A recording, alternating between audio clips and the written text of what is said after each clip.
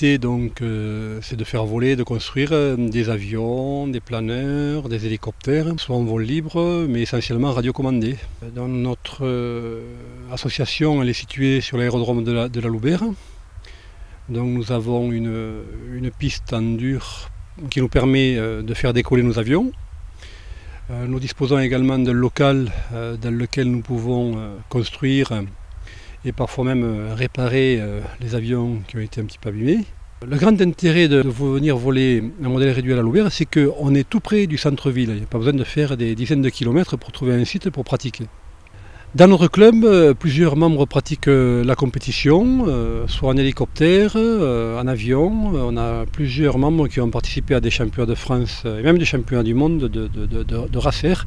Le racer est une discipline d'avion très rapide.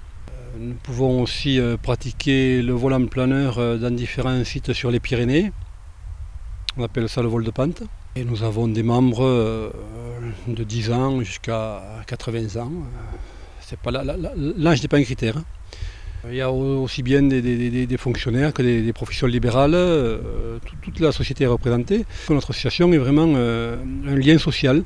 À un autre titre, c'est-à-dire que c'est une école de formation. Beaucoup de pilotes professionnels, que ce soit des pilotes militaires ou pilotes de ligne aérienne, ont tous commencé par pratiquer l'aéromodélisme de leur enfance.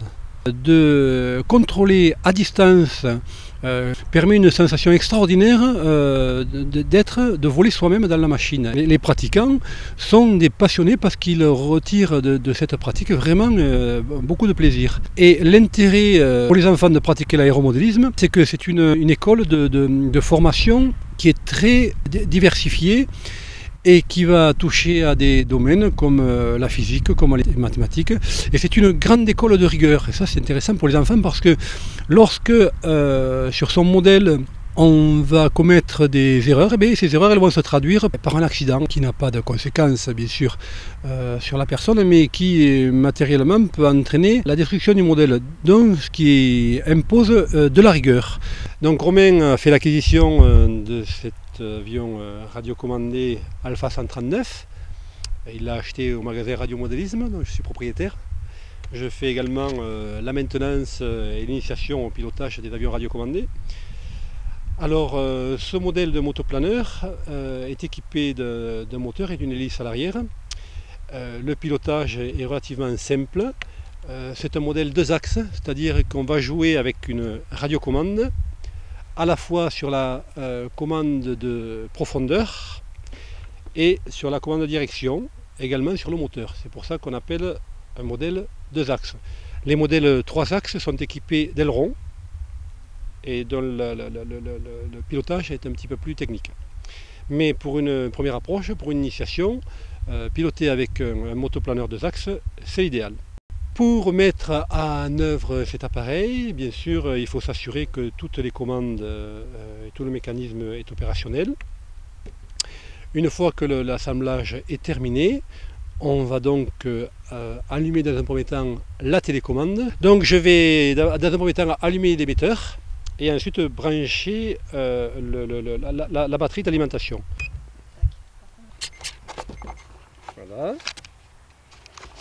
Donc lorsque je manipule la radiocommande, on voit que la profondeur bouge pour monter et pour descendre, et également la direction à droite et à gauche. Donc il faut s'assurer bien sûr que les commandes sont neutres et que tout fonctionne. Voilà, donc le moteur est opérationnel. Qu'as-tu ressenti au cours de ce premier vol? Assez accessible. Donc voilà, premier achat, premier vol. Et c'est vrai que bon, c'est assez simple quand on est entouré. Quand on est entouré par quelqu'un qui s'y connaît, c'est vrai que ça paraît assez simple. Il reste encore un peu de travail, mais on verra tout ça. Ceci pour faire une démonstration que l'aéromodélisme, finalement, ça peut rester quelque chose de simple, très accessible, abordable par tout le monde. Donc si le cœur vous en dit, n'hésitez pas, nous avons un club qui vous accueillera à la Loubère.